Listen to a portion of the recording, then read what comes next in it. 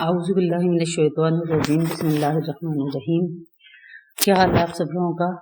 अल्लाह ताला की ज़ात से उम्मीद करती हूँ कि सब लोग अपने अपने घरों में खैरियत से होंगे और आप सब लोगों ने अपना जो पिछला रुकू है, दूसरा रुकू जो था, उसको याद भी किया होगा, बहुत दफ़ा पढ़ा भी होगा, कुछ ना कुछ ज़रूर आप लोगों ने उससे फ़ायदा उठाया होगा। आज हम तीसरा रुकू शुरू करेंगे और रब्ते आयत के हवाले से कहूँगी कि इससे पहले अल्लाह ताला ने मोमिनीन, मुनाफिकीन और कुफ्फार के बारे में जो थी कुछ सिफात और कुछ बातें उनकी पिछले दो रुकू में गुजरी हैं। तो आज जो तीसरा रुकू हम शुरू करेंगे, इसमें अल्लाह ताला ने सब लोगों से इकट्ठा खिताब किया है, यानी या अय्युहल्लज़ीना आमनू नहीं कहा है, बल्कि सब लोगों को इकट्ठा कहा है, सब जो उसके बंदे हैं। या अय्युहन्नासु उबुदू, ए लोगो बंदगी करो, इबादत करो, रब्बकुमुल्लज़ी अपने रब की, अल्लज़ी खलक़कुम वो जिसने तुमको पैदा किया, वल्लज़ीना मिन क़ब्लिकुम और वो जो तुमसे पहले थे, लअल्लकुम तत्तक़ून ताकि तुम परहेजगार बन जाओ। यहाँ अल्लाह ताला ने बंदे को अपनी अब्दियत में या बंदे को इस बात की तालीम दी है कि सिर्फ उसी की इबादत करो। किस लिए इबादत करो? कि उसने जो सबसे बड़ा एहसान जो तुम्हें बनाने का है, जो तुम्हें पैदा करने का है, नीचे अल्लाह ताला ने और बातें भी जिक्र की हैं आयत के अगले हिस्से में,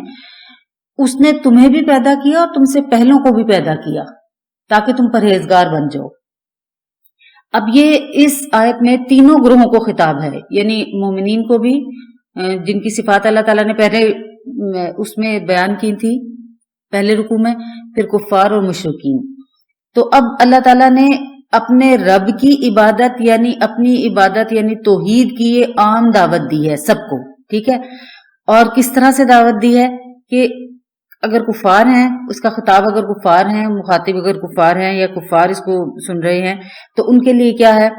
कि वो मखलूक परस्ती छोड़ के तौहीद इख्तियार कर लें। और मुनाफिकीन के क्या मायने होंगे कि वो अपना निफाक छोड़ के इखलास पैदा कर लें, खालिस अल्लाह ताला के लिए हो जाएं, जो बीच में दोगलापन रखा हुआ है उसको छोड़ दें। और मुसलमानों के लिए क्या मायने हुए कि मुसलमानों तुम गुनाहों से बाज आ जाओ, कामिल अतात इख्तियार करो। और जो मुत्तकी और परहेजगार यानी पहले से ही परहेजगार मुसलमान हैं, तो उनको क्या इसमें पैगाम दिया कि अपनी अतात और इबादत पे हमेशा कायम रहो और इसमें तरक्की की कोशिश करो। तो गोया अल्लाह ताला ने तीनों तरह के इंसानों को इस एक ही आयत में एड्रेस किया है। अल्लज़ी जअल लकुमुल अर्ज़ा वो जिसने बनाया तुम्हारे वास्ते जमीन को, फिराशम बिछोना, फर्श, वस्समा और आसमान को बिना छत, व अनज़ला मिनस समाई और उतारा आसमान से पानी, फ़अख़रजा बिही मिनत तमराती और निकाले उसमें से मेवे, रिज़्क़न लकुम तुम्हारे खाने के वास्ते। फला तजअलू लिल्लाहि अंदादुम व अंतुम तालमून सो न ठहराओ किसी को अल्लाह के मुकाबिल या अल्लाह का शरीक और तुम तो जानते हो। अब यहाँ पे जो जमीन है उसकी अल्लाह ताला ने जो गर्ज़ो गायत बयान की है कि तुम्हारे लिए जमीन ठहरने की जगह बिछोना बनाई है। तो जरा गौर कीजिए, तो इंसान के लिए अल्लाह ताला ने अपनी इन दो तीन नेमतों का जो आगे आयत में और मजीद आएंगी उसका जो जिक्र किया है, तो उसको देखिए कि जमीन को हमारे लिए किस तरह का बनाया, फर्श, और फर्श भी कैसा कि ना पानी की तरह नर्म है जिस पे करार ही ना पकड़ सके इंसान, कुछ ठहर ही ना सके, ना लोहे की तरह सख्त है, ना ऐसा पथरीला कि वो हमारे मुताबिक आसानी से ढल ना सके। तो हम जमीन को किस कदर अपनी जरूरत के ऐन मुताबिक इस्तेमाल करते हैं। मिसाल के तौर पे इस पे घर बनाना चाहते हैं तो इसे खोद लेते हैं नबातात, या इसमें से मादनियात हासिल करना चाहते हैं तो इसे खोद लेते हैं। फिर अगर किसी ने गहराई में बेसमेंट वाले घर बनाने हो तो वो इसको मजीद खोद के इस्तेमाल कर लेता है। पानी इसमें से निकालना हो, पानी हासिल करना हो तो उसको और कितने फीट तक खोदा जाता है।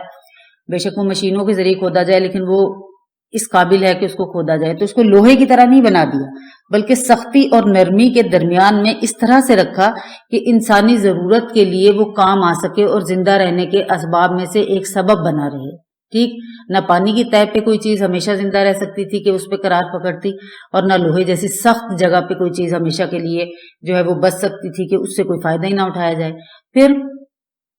दूसरी अल्लाह ताला ने नेमत जो है वो आसमान बनाया। आसमान को अल्लाह ताला ने किस तरह हमारे लिए बहुत खूबसूरत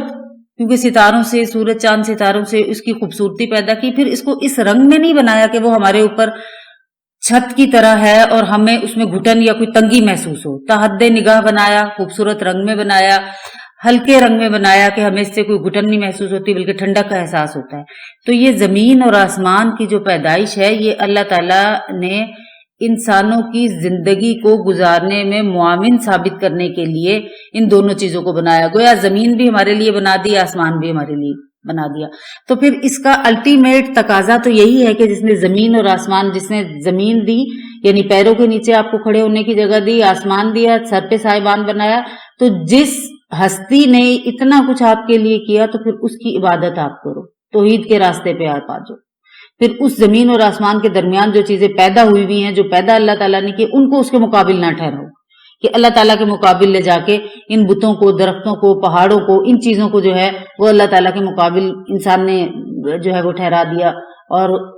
ये भूल गया कि किस तरह अल्लाह ताला ने जमीन और आसमान उसके लिए बनाए। फिर इस जमीन ने उसे फवाइद कितने दिए हैं कि जमीन में से नबातात, जमादात और जो मादनियात निकलती हैं वो अगर अल्लाह ताला ना चाहे तो बिल्कुल भी ना निकले। और इसका हम रोजाना का मुशाहिदा करते हैं कि अगर आप कोई बीज बोते हैं, आपने 10 बीज कहीं बोए तो उन सारे 10 के 10 बीज को सूरज की रोशनी, हवा, पानी जो आपने उस जमीन उसके लिए नर्म की है, वो सबके लिए माहौल एक जैसा था। लेकिन बीच में से 2 बीज अल्लाह ताला ने रोक लिए, नहीं निकाले और 8 निकल आए। तो आप हैं जो इतनी ताकत रखते हैं कि उनको निकाल लें। जब सब कुछ अल्लाह ताला के हाथ में है तो फिर जिसके हाथ में है हम उसके ताबे फरमान क्यों नहीं हो जाते। तो गोया सब बंदों को, मोमिन हो या काफिर या मुनाफिक, खिताब फरमा के अल्लाह ताला ने ये समझाया है कि तुमको भी और तुमसे जो सब पहले थे उनको भी, और तुम्हारी जरूरियात और जरूरियात के लिए जो कुल मुनाफा इस दुनिया में बनाया, उस सब को छोड़ के, उस सारे मुनाफे पे नजर रखे बगैर तुमने खुद अपने आप के जो मबूद तराश के बना लिए, जो बुत बना लिए पत्थर के, जो ना नफा दे सके ना नुकसान दे सके। ये अल्लाह ने तो जमीन पैदा की, आसमान पैदा किया, इसमें से इतना कुछ निकाला, तुम्हारी रोजी रोटी का बंदोबस्त किया। इसके मुकाबले ले जाके तुमने जो है इन बुतों को या किसी पीर फकीर को या किसी दरख्त को या किसी पहाड़ को या सूरज को या चांद को, मुख्तलिफ कौमें, मुख्तलिफ जो अदवार में मुख्तलिफ लोग मुख्तलिफ चीजों की पूजा करते रहे हैं और आज भी करते हैं। तो यानी खुदा की ही मखलूक को जो है वो उसके बराबर ला खड़ा किया कि अल्लाह ताला की मखलूक, अल्लाह ताला की पैदा की हुई बनाई हुई चीजें जो हैं वो उसी के मुकाबिल लाके आप खड़ा कर दें। ऐसा मुमकिन नहीं था और ऐसा मुमकिन नहीं होना चाहिए था। और इस तरह से करके हम सिवाय गुनाह के और किसी चीज में नहीं फंसते।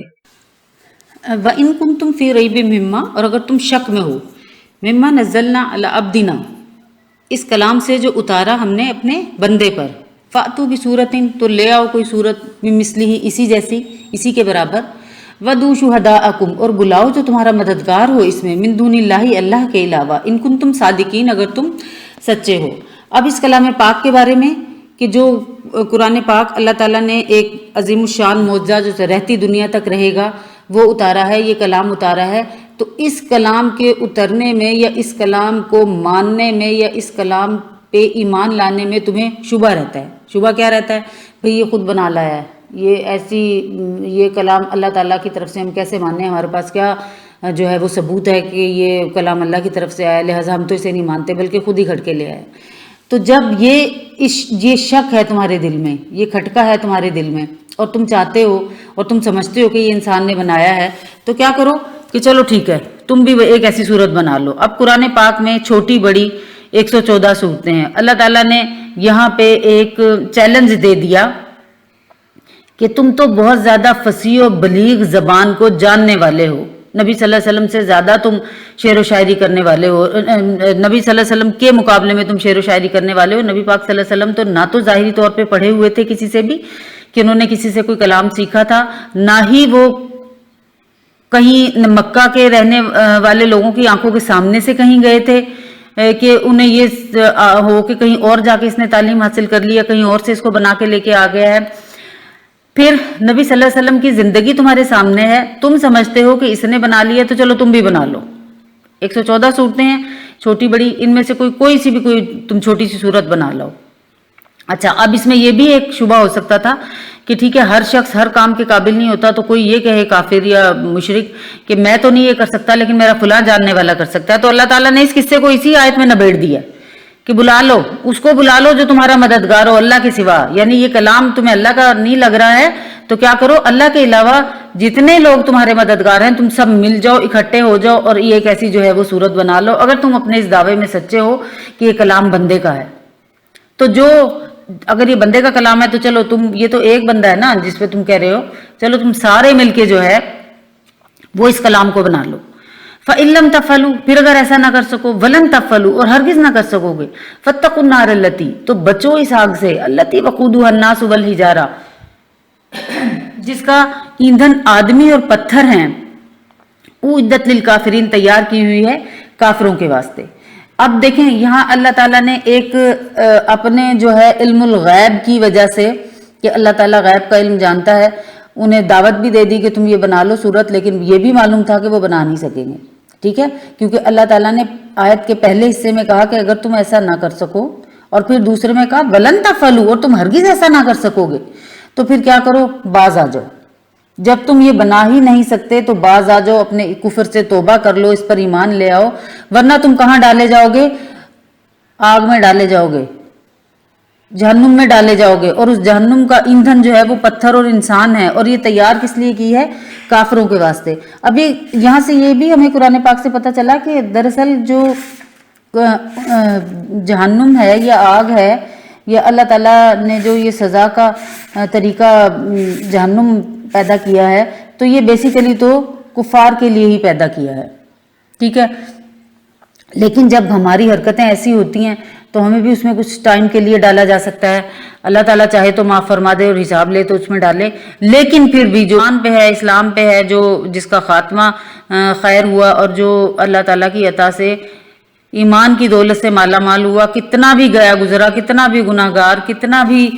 عاصی ہو، کتنا بھی وہ برے اعمال کرنے والا ہو، وہ بہرحال ایک دن اس سے نکال لیا جائے گا۔ یہ سہولت جو ہے یہ کافروں کو، مشرکین کو، یا ایسے شخص کو جس کا خاتمہ ایمان پہ نہ ہوا ہو، اس کو حاصل نہیں ہے۔ وہ جب اس میں ایک دفعہ ڈالا گیا تو ہمیشہ ہمیشہ اسی میں ڈالا رہے گا، وہ پھر اس میں سے باہر نہیں آئے گا۔ وَبَشِّرِ الَّذِينَ آمَنُوا، اور خوشخبری دے دے ان لوگوں کے لیے کو جو ایمان لائے، وَعَمِلُوا الصَّالِحَاتِ، اور انہوں نے اچھے کام کیے، أَنَّ لَهُمْ جَنَّاتٍ تَجْرِي مِن تَحْتِهَا الْأَنْهَارُ، کہ ان کے واسطے باغ ہیں کہ بہتی ہیں ان کے نیچے نہریں، کلما رزقوا، جب ملے ان کو وہاں،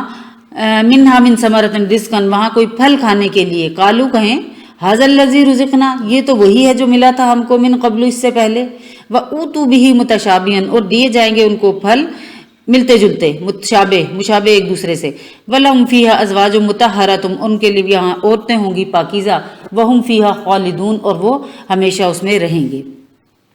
اب یہاں ساتھ ہی اوپر دیکھیں بیان کیا گیا تھا کہ اگر تم اس کلام پاک کو نہیں مانتے اور نبی پاک صلی اللہ علیہ وسلم پر ایمان نہیں لاتے تو پھر تم تیار ہو جاؤ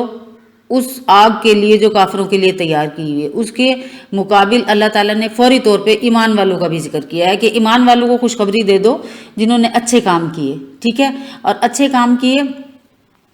دیکھیں خالی ایمان لانا کافی نہیں ہے، وَبَشِّرِ الَّذِينَ آمَنُوا،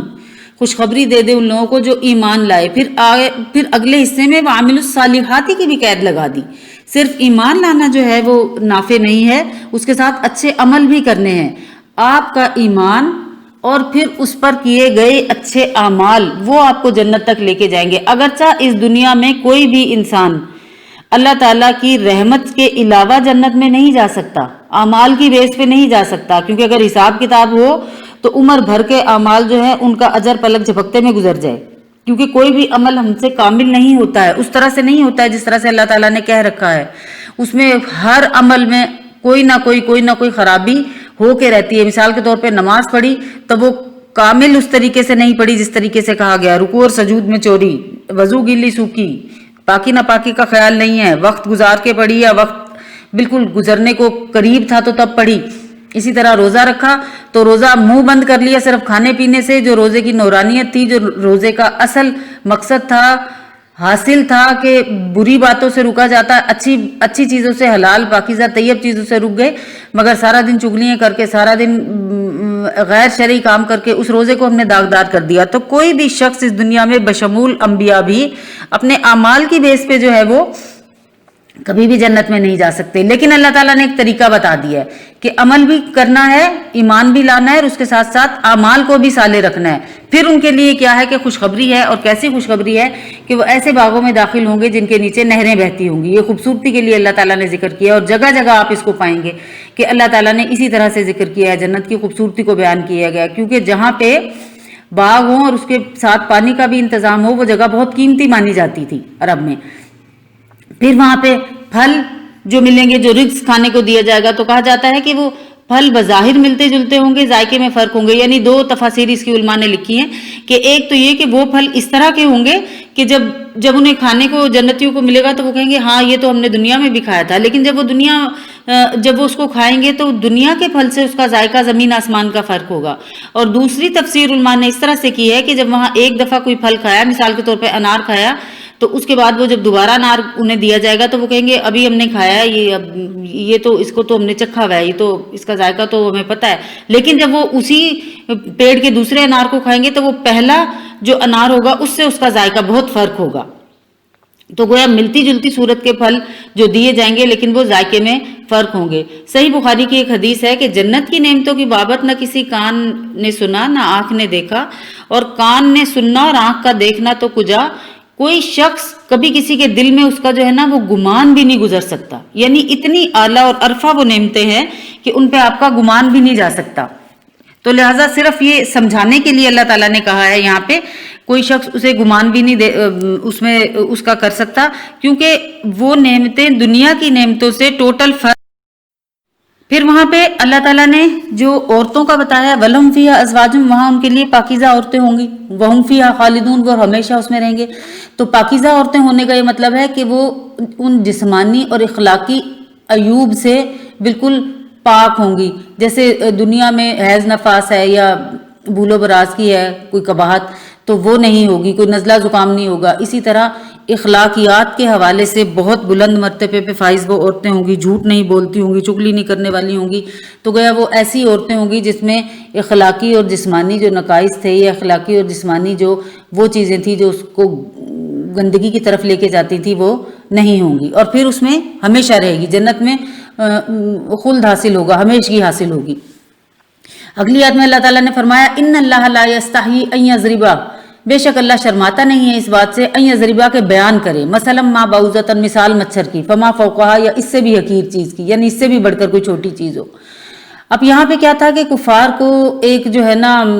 کیونکہ دیکھیں جب بات ماننی نہیں ہوتی تو اس میں بحث برائے بحث کے لیے جو ہے وہ اس میں سے کچھ نہ کچھ نکالتے چلے جاؤ. تو ایک کافروں کو یہ تھا کہ اس میں مکھی, مچھر, مکڑی ایسی چھوٹی چھوٹی چیزوں کی مثال ہے, تو وہ کہتے تھے یہ کلام جو ہے نا یہ اللہ تعالیٰ کا نہیں ہے. اتنا عظیم الشان جو بادشاہ جس کو تم کہتے ہو کہ ساری دنیا کا مالک ہے, تو وہ اتنی چھوٹی چھوٹی چیزوں کی مثال جو ہے وہ کیوں بیان کرے گا. یہ تو بڑے شرم کی بات ہے کہ ایک اتنا بڑا بادشاہ جو ہے وہ مچھر کی مثال بیان کرے یا مکھی کی مثال بیان کرے, یا آگے آپ پڑھیں گے مکڑی کی مثال بھی ہے. تو اس کا جواب اللہ تعالیٰ نے بتایا ہے کہ مچھر, مکھی یا اس سے بھی کوئی چھوٹی چیز جو ہے, یا کوئی بڑی چیز یا کوئی چھوٹی چیز, اس سے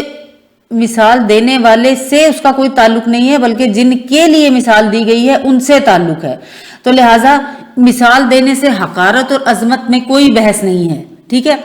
جس چھوٹی چیز کے لیے ظاہر ہے چھوٹی ہی مثال دی جاتی ہے, اور بڑی چیز کے لیے بڑی ہی مثال دی جاتی ہے. تو لہٰذا یہ کہنا کہ یہ اللہ کا کلام نہیں ہے یہ بالکل غلط ہے. پھر آیت کے اگلے حصے میں کہا کہ فَأَمَّا الَّذِينَ آمَنُوا, سو جو لوگ مومن ہیں, فَيَعْلَمُونَ أَنَّهُ الْحَقُّ مِنْ رَبِّهِمْ, تو وہ یقیناً جانتے ہیں کہ یہ مثال ٹھیک ہے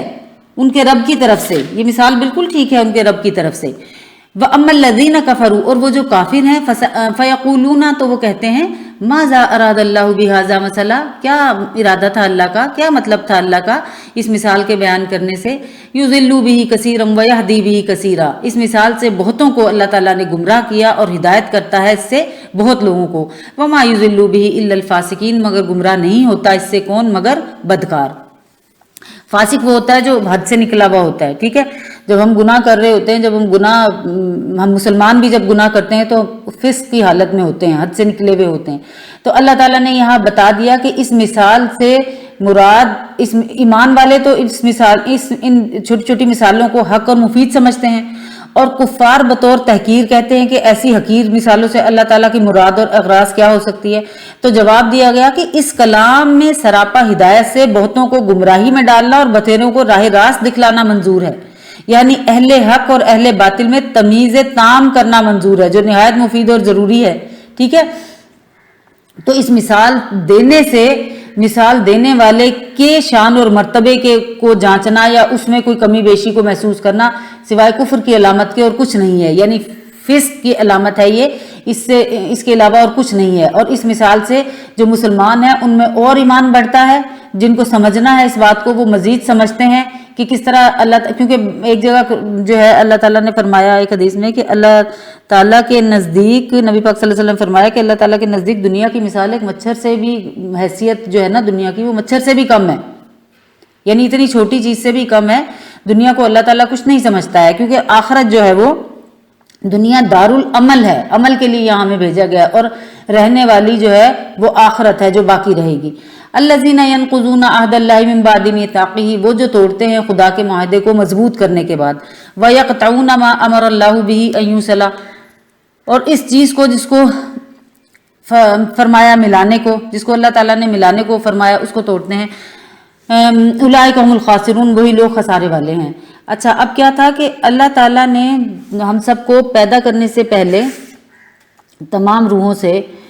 ایک عہد لیا ہوا ہے، ٹھیک ہے، جمع کر کے انسانی ارواح کو اللہ تعالیٰ نے ایک سوال فرمایا تھا کہ الستو بربکم، کہ کیا میں تمہارا پروردگار نہیں ہوں؟ اس پر سب نے ایک زبان ہو کر کہا تھا کہ بلا، کیوں نہیں، یعنی آپ رب نہ ہوتے،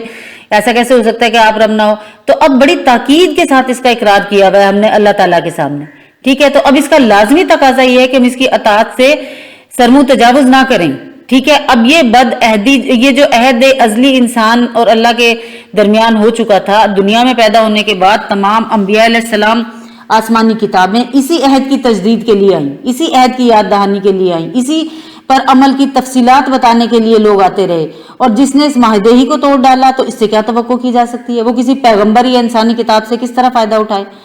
تو پھر جو تعلقات پھر یہاں جو ہے کہ یفسدون الذین ینقضون عہد اللہ، وہ جو توڑتے ہیں مضبوط کرنے کے بعد خدا کے معاہدے کو، اب اس میں ہر قسم کا معاہدہ ہے، وہ معاہدات بھی ہیں، وہ تعلقات بھی ہیں جس میں خدا اور بندے کا تعلق ہے، یعنی اللہ کو ایک ماننا، اسلام پہ رہنا، یہ بندے اور خدا کا تعلق تھا۔ پھر وہ تعلق بھی ہے جو انسان کا اپنے ماں باپ اور دوسرے عزیزوں سے ہے، جس میں صلہ رحمی کے سارے رشتے آتے ہیں۔ پھر وہ تعلق بھی ہے جو انسان کا ایک انسان کے ساتھ ہے، جیسے کوئی ہمسایہ ہے یا کوئی اس کے ورکنگ پلیس پہ اس کے ساتھ کوئی کام کرنے والا ہے، اس کے ساتھ اس کے تعلقات ہیں، اور ہر انسان کا دوسرے انسان سے بھی تعلق ہے۔ اس میں صرف مسلمانوں کے ساتھ تعلق نہیں ہے، ایک انسان کو بحیثیت انسان آپ نے کس طرح سے ٹریٹ کرنا ہے۔ ایک انسان آپ کے سامنے بھوکا مر رہا ہے، ایک انسان کو آپ کے سامنے ضرورت کسی چیز کی ہے اور وہ نان مسلم ہے، آپ کے فیت کا نہیں ہے، تو بھی اس کے ساتھ تعلق کا اللہ تعالیٰ نے ایک طریقہ بتا رکھا ہے کہ کس کس طرح سے آپ نے اس کو مدد کو پہنچنا ہے، کس کس طرح سے آپ نے اس کی جان بچانی ہے، کس کس طرح سے ناحق اس کے جان و مال پہ دست درازی نہیں کرنی، یہ سارے تعلقات ہیں۔ تو جب انسان اللہ سے جڑے تعلق کو توڑ دیتا ہے، جو وہ وہاں روحانی طور پہ کر کے آیا تھا، تو وہ دنیا میں ان تعلقات کی بھی پرواہ نہیں کرتا۔ گویا اللہ تعالیٰ نے اس آیت میں تفصیل سے تمام تعلقات کے بارے میں بحث کر دی کہ جو یہ کام کرتے ہیں وہ سارے فساد کرتے ہیں، وہ سارے ملک میں فساد کرنے کا باعث ہیں۔ اولئک هم الخاسرون، یہی لوگ خسارے والے ہیں۔ خسارہ کیا ہے کہ اپنی ناشائستہ حرکات سے اللہ تعالیٰ کا تو کچھ نہیں بگاڑ سکتے، لیکن کیونکہ اگر دنیا کے سارے لوگ ہر وقت سجدے میں پڑے رہیں تب بھی اللہ اللہ ہی رہے گا، اور سارے لوگ ایک پل کے لیے بھی اس کا نام ڈالیں تو تب بھی اللہ اللہ ہی رہے گا، نہ وہ تو بلند ہے، اعلیٰ ہے، برتر ہے، اس کی ذات کو کوئی فرق نہیں پڑنے والا، لیکن انسان کا اپنا بھلا ہوتا ہے۔ تو پھر جب ناشائستہ حرکات سے اور ان سب باتوں کو جو اوپر بیان کی گئی ہیں اس میں خرابی پیدا ہم کرتے ہیں تو کیا ہوتا ہے کہ اس سے اللہ کا کچھ نہیں بگڑتا، لیکن انسان خود اپنے لیے خسارے کا سامان پیدا کرتا ہے۔ خسارہ کب ہونا ہے؟ قیامت کے دن کے جس وقت حساب کتاب کا دن ہوگا، تو اس وقت ایسے لوگ جو ہے وہ خسارہ اٹھانے والوں میں سے ہوں گے۔ کیف تکفرون باللہ، اور تم کس طرح کافر ہوتے ہو، یعنی اللہ تعالیٰ سے تم کیسے انکار کرتے ہو، کیسے منکر ہوتے ہو۔ वकुंतुम अमवातुन, और हालांकि तुम बेजान थे, फअहयाकुम, फिर तुमको जिंदा किया, तुम्मा युमीतुकुम, फिर तुमको मारेगा, तुम्मा युहयीकुम, फिर तुमको जिंदा करेगा, तुम्मा इलैहि तुरजऊन, फिर इसी की तरफ तुम लौटाए जाओगे। अब यहाँ पे अल्लाह ताला ने जो तरतीब बयान की है वो इंसान के वजूद में आने से पहले और वजूद में आने के बाद दोबारा उसे वजूद में लाने के लिए जो जिंदगी और जो फासला है उसका जिक्र किया है। कई फतकफुरूना, तुम किस तरह इनकार करते हो अल्लाह ताला का, कैसे इनकार करते हो कि तुम पहले मुर्दा थे, बेजान थे। गोया इंसान जो था वो इस दुनिया के जो फूल फल पानी और जो चीज़ें थी उसके अंदर इंसान जो है वो इंसानी ज़िंदगी के जो ज़र्रात थे, जो हयात के ज़र्रात थे जिनसे मिलके हम बनते हैं, वो दुनिया में यूं ही फिर रहे थे। और अल्लाह ताला ने उन सारों को मुख्तलिफ़ ग़िज़ाओं के ज़रिए से और मुख्तलिफ़ चीज़ों के एक्सट्रैक्ट के ज़रिए से इकट्ठा किया।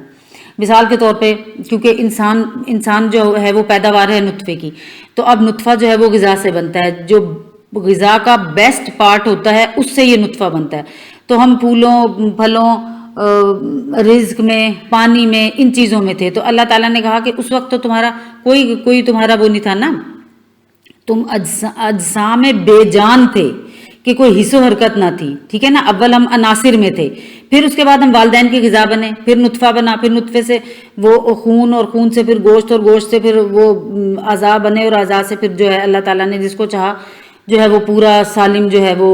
बच्चे की शक्ल दे दी। तो किस तरह, एक तो उस ज़िंदगी से तुम्हें इस ज़िंदगी में लेके आया, फिर क्या फिर तुम जिंदा रहे, जितनी उम्र तुम्हें अल्लाह ताला ने लिख दी थी तुम्हारी किस्मत में वो उम्र तुमने अपनी गुजारी, और उस उम्र को गुजारने के बाद तुमको तबई मौत आ गई। जिस तरीके से भी लिख दिया गया था तुम्हारा मरना वो मुकम्मल कर दिया गया। फिर जब तुम मर गए तो फिर क्या होगा कि क़यामत के दिन तुम्हें दोबारा जिंदा किया जाएगा हिसाब किताब लेने के लिए, फिर वो जिंदगी तुम्हें मिलेगी और फिर जब वो तुम्हें जिंदा किया जाएगा तो फिर तुम उसी की तरफ लौटाए जाओगे। यानी तमाम काम कब्रों से निकलकर अल्लाह ताला के रूबरू हिसाब किताब के वास्ते जब तुम खड़े हो जाओगे तो अब इंसाफ होगा। अव्वल से आखिर तक के तमाम जो एहसानात हैं, जो अल्लाह ताला ने जो नेमतें दी, उनका सारा हिसाब किताब सब कुछ वो तब होगा, उसी की तरफ लौटाए जाओगे। हुवल्लज़ी, वही है, हुवल्लज़ी खलक़ लकुम, जिसने पैदा किया तुम्हारे वास्ते, मा फिल अर्ज़ि जमीअन, जो कुछ ज़मीन में है सारे का सारा। सुम्मस्तवा, फिर कसद किया या इरादा किया, इलस समाई, आसमान की तरफ, फसव्वाहुन्ना सबअ समावातिन, फिर ठीक कर दिया उनको 7 आसमान। वहुवा बिकुल्लि शैइन अलीम, और अल्लाह ताला हर चीज़ से खबरदार है। अब ये सारी नेमतें जो जिक्र फरमा के ऊपर जो हमें बताई हैं अल्लाह ताला ने, उसके बाद फिर बताया कि देखो तुम्हारी ज़रूरत और हाजत की तमाम चीज़ें अल्लाह ताला ने वो दुनिया में बनाई, उसमें भी फिर तुम कुफ्र करो, ईमान ना लेके आओ, ना फरमानी करो, उसको छोड़ के जिसने ये सब कुछ तुम्हारे लिए ज़िंदगी का पूरी एक चेन बनाई, उसको छोड़ के फिर तुम किसी दूसरे को पूजा करो या किसी दूसरे को रब के बराबर ठहरा दो लाके। जैसे ईसाइयों ने हज़रत ईसा को अल्लाह के बराबर, हालांकि हज़रत ईसा बंदे हैं, अब्द हैं, उनको उठा के खुदा की खुदाई में शरीक कर दिया। इसी तरह बाज़ यहूदी हज़रत उज़ैर को अल्लाह ताला का बेटा मानते थे, तो हज़रत उज़ैर एक बंदे हैं, बशर को लाके खुदा के जो है वो बराबर खड़ा कर दिया। कुछ जो हैं वो ये जो फरिश्ते हैं उनको अल्लाह ताला की बेटियां माना करते थे, तो लिहाजा अल्लाह ताला के लिए जो है उसकी ज़ात के लिए औलाद वो कर दी, साबित कर दी। तो इतना कुफ्र करना, इतना वो करना नहीं दुरुस्त। क्यों कि सारी नेमतें अल्लाह ताला ने तुम्हारे लिए पैदा की और इन सारी नेमतों को तुम इस्तेमाल करते हुए, उनसे मुस्तफ़ीद होते हुए, मुतनफ़े होते हुए फिर अल्लाह ताला के बराबर किसी को तुम ठहरा रहे हो। हालांकि क्या किया था अल्लाह ने, पैदा किया तुम्हारे वास्ते जो कुछ ज़मीन में है, पीछे हमें पैदा किया, पिछली आयत में हमारा पैदा होना भी बता दिया, और फिर जो इससे पहले ज़मीन में जो कुछ हमारी ज़िंदगी के लिए ज़रूरी था वो चीज़ें पैदा की। आज इस रुकू में आपने पढ़ ली। फिर अल्लाह मैंने फिर दोबारा कहा कि ज़मीन में जो कुछ तुम्हारे वास्ते सारे का सारा पैदा किया। फिर क्या किया, आसमान की तरफ तवज्जो की, उसको ठीक कर दिया। और आसमान कितने बनाए, 7 आसमान बनाए, सबअ समावातिन, तय बताए 7 आसमान। हर आसमान के बीच क्या कौन सी मखलूक है और उसका निज़ाम ज़िंदगी किस तरह चलता है, ये अल्लाह ताला ही बेहतर जाने। कुछ डिस्कवर हो चुका, कुछ होना बाकी है, लेकिन ये कुरान पाक के मुताबिक 7 आसमान है और 7 ही ज़मीन है। एक जगह आप एक आयत पढ़ेंगे तो गोया अल्लाह ताला हर चीज़ पर कादिर है। तय बताए 7 आसमान बना दिए हैं। और इसी तरह एक दूसरी आयत में जब आप ज़मीन के बारे में पढ़ेंगे तो ज़मीन की भी तय 7 ही हुई। तो अल्लाह ताला हर طے اور اس کے بیچ میں پیدا کرنے والی مخلوق، پیدا ہونے والی مخلوق اور اس کا انتظام چلانے پہ قادر ہے۔ وہ بکل شیء علیم، وہ ہر چیز سے باخبر بھی ہے، جو کچھ اس دنیا میں ہم کرتے ہیں اس سے باخبر ہے۔ تو نے گناہ کا ارادہ ہی کیا ہوا ہے، تو گناہ ہی پر آمادہ ہے، ٹھیک ہے، تو پھر ایسی جگہ جا کے گناہ کر جہاں پہ خدا نہ ہو۔ تو اب آپ دیکھ لیں کہ کہاں خدا نہیں ہے، وہاں جا کے ہم گناہ کر لیتے ہیں۔ تو خدا کا وجود ہر جگہ ہے، تو ہر اپنی تنہائی میں، اپنی خلوت اور جلوت میں، مجلس میں، ہر جگہ خدا سے ڈرتے رہنے اور خدا کے سامنے جواب دہی کا جو تصور ہے ہمیشہ اسی کو سامنے رکھنا چاہیے۔ اللہ تعالیٰ مجھے اور آپ کو عمل کی توفیق عطا فرمائے۔ وآخر دعوانا الحمدللہ رب العالمین۔